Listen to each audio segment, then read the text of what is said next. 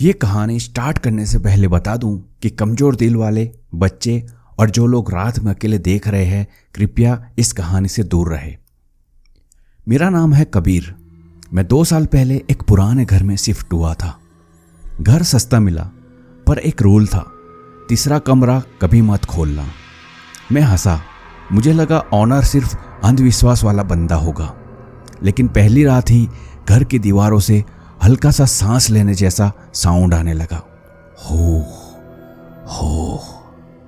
मुझे लगा हवा होगी, पर प्रॉब्लम यह थी सांस अंदर से आ रही थी, जैसे कोई दीवार के पीछे से सांस ले रहा हो। 2 रात के बाद रात के 2 बजे तीसरे कमरे से जोर जोर से स्क्रैचिंग की आवाज आई। खर खर खर, जैसे कोई अपने नाखून से दरवाजा अंदर से खोद रहा हो। एक बार नहीं, बार बार, स्लोली, स्टेडी एंड प्रपोजफुल। मैं डर गया। मैंने दरवाजा पकड़ा, अंदर से आवाज आई, कबीर दरवाजा क्यों नहीं खुलता? मेरे नाम से एक लड़की की आवाज, बिल्कुल हल्की पर सीधी मेरे कान के नीचे। घर में और कोई नहीं था। अगली रात मैंने हिम्मत की। मैंने की हॉल से कमरे के नीचे वाले गैप में देखा। अंदर टोटल डार्कनेस थी, पर एक चीज क्लियरली दिखाई दे रही थी। 2 पैर उल्टे सीलिंग पर चले हुए, जैसे कोई नॉर्मल नहीं बल्कि उल्टा लटका हुआ इंसान चल रहा हो। और उन पाँव पर फ्रेश ब्लड लगा था, जो धीरे धीरे नीचे टपक रहा था। एक ड्रॉप मेरी आंखों के बिल्कुल सामने गिरा। मैं चीख मारी और वापस भाग गया। अब आवाजें कमरे तक नहीं रही, वो घर के अंदर घूमने लगी। किचन में, कभी वॉशरूम में, कभी मेरे बेड के बिल्कुल पास। रात के 3:27 पर मुझे हमेशा किसी ना किसी की सांसें अपने बाजू में सुनाई देती थी। हो। मैं लाइट ऑन करता, कोई नहीं। जब लाइट ऑफ करता, सांसें और ज्यादा नजदीक। एक रात तो हद हो गई। मैं सोने की कोशिश कर रहा था, तब मुझे अपने पिलो के अंदर से आवाज आई, कबीर दरवाजा खोल दो, दर्द हो रहा है। पिलो के अंदर से जैसे कोई उसके अंदर दबा हो। एक रात दरवाजा खुद ही हिलने लगा। खट खट खट। डोर की सांकल स्लो मोशन में ऊपर उठ रही थी, जैसे कोई अंदर से नहीं, बाहर से नहीं, बिल्कुल पीछे वाली दीवार से अंदर से डोर को अनलॉक कर रहा हो। दरवाजा धीरे से खुला। अंदर पूरा अंधेरा था और फिर आवाज नहीं, गंध आई। एक अजीब सी गंध, जैसे पुरानी लाश और गीली मिट्टी साथ में जल रही हो। मैं टॉर्च लेकर अंदर गया। कमरा बिल्कुल खाली था, पर दीवारें स्क्रैच थी, हर जगह नाखून के मार्क्स। बीच में एक मुरझाया हुआ गुड़िया टाइप ऑब्जेक्ट पड़ा था। मैंने टॉर्च नीचे की।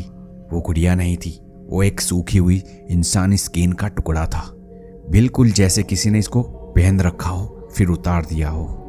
उस स्किन के अंदर कुछ मूवमेंट हो रही थी। थोड़ी देर बाद, कबीर, वो आवाज बिल्कुल पीछे से आई। मैंने पलट कर देखा और मेरे सामने कोई स्टॉप किया हुआ खड़ा था। उसकी बॉडी बिल्कुल उल्टी झुकी हुई थी, हाथ जमीन तक, और चेहरा ही नहीं, सिर्फ एक बड़ा सा ब्लैक होल जिसमें से हवा बाहर आ रही थी। उस हॉल में से ही वही सांसें हो जो मैं रातों से सुन रहा था, वो धीरे धीरे मेरी तरफ रेंगा।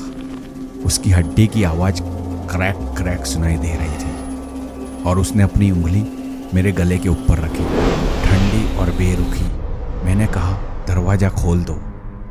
मैं बेहोश हो गया। सुबह उठकर देखा तो मैं नॉर्मल रूम में था। दरवाजा बंद था। मुझे लगा सपना होगा, लेकिन फोन के फ्रंट कैमरे में कुछ दिखा। मेरी गर्दन पर 3 उंगलियों के डीप ब्लू मार्क्स, जैसे किसी ने रात को गले पर दबाया हो। और लास्ट क्लिप में मेरा फोन ऑडियो रिकॉर्ड मोड पे था। बैकग्राउंड में क्लियरली आवाज आ रही थी, आज रात फिर मिलेंगे कबीर। कबीर जब सुबह उठता है तो उसे ऐसा लगता है जैसे सब कुछ सपना था, पर फिर उसके फोन में एक न्यू रिकॉर्डिंग मिलती है। ऑडियो स्टार्ट होती है। आवाज बहुत परेशान और मेटालिक और बहुत ही नजदीक। कबीर, तुम सोच रहे हो मैं चली गई? बीच में स्क्रैपिंग की आवाज आ रही थी, खर खर खर, जैसे कोई कैमरे के बिल्कुल साइड से दीवार को रगड़ रहा हो। फिर एक भयानक विस्पर, मैं अब तीसरे कमरे में नहीं रहती। एकदम सन्नाटा छा जाता है। कबीर का दिल फास्ट ट्रैक की तरह धक धक धक करता है। नेक्स्ट लाइन सुनते ही कबीर का खून जम जाता है। कल रात तुम्हारी सांसें इतनी गर्म क्यों थी कबीर? कबीर के हाथ पैर कांपने लगते हैं। रिकॉर्डिंग में एक और साउंड आता है, जैसे आदमी नींद में होता है तो सांसें हैवी होती है। एग्जैक्टली वही साउंड। कबीर रियलाइज करता है वो उसकी अपनी सांसें थी। मतलब कोई रात भर उसके बिल्कुल पास बैठा उसकी सांसें सुन रहा था।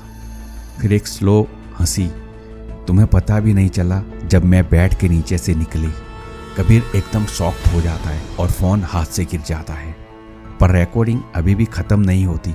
आखिरी 4 सेकंड में एक हैवी ड्रैगिंग साउंड सुनाई देता है, जैसे कोई अपनी लंबी और टेढ़ी मेढ़ी उंगलियों से फ्लोर पे रेंग रहा हो। और फिर ऐसी आवाज़ आती है जैसे कोई कैमरे को अपने मुंह के बिल्कुल अंदर खींच रहा हो। कबीर अपने पीछे मत देखना। रिकॉर्डिंग यहीं कट हो जाती है। घर में टोटल साइलेंट। कबीर ने डर के मारे जरा सा भी मूव नहीं किया। उसको लगा ऑडियो बस इमेजिनेशन होगी। लेकिन फिर बेड के नीचे से किसी की सांसें आती है, बिल्कुल धीरे, बिल्कुल कोल्ड। और इस बार सांसें दूर नहीं, बिल्कुल उसके पैरों के नीचे से, जैसे कोई उसके तलवे के बिल्कुल पास मुंह रखकर सांसें ले रहा हो। कबीर चिल हो गया। वो हिला नहीं, चिल्लाया नहीं, सिर्फ आंखें बंद कर ली। और तब बेड के नीचे से एक ड्राई बोनी हैंड बाहर आया।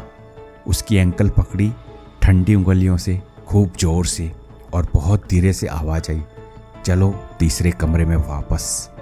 कबीर को नीचे खींचा जाता है। उसके नाखून फ्लोर पे लग लग कर डीप स्क्रैच मार्क बना देते हैं। दरवाजा बंद भी नहीं होता। सिर्फ एक चीज लास्ट दिखाई देती है। कमरे के अंदर अंधेरा, और अंधेरे में 2 लाल आंखें सीधी कबीर की आंखों में घूरती हुई। लाइट ब्लिंक और सब कुछ शांत हो जाता है। कबीर कभी नहीं मिलता। सिर्फ फ्लोर पर एक लाइन लिखी मिलती है, घर अब सांसें नहीं लेता, घर अब खाता है। होप गाइस ये स्टोरी आपको अच्छी लगी होगी। अगर अच्छी लगी है तो प्लीज़ चैनल को सब्सक्राइब करें और वीडियो को लाइक करें।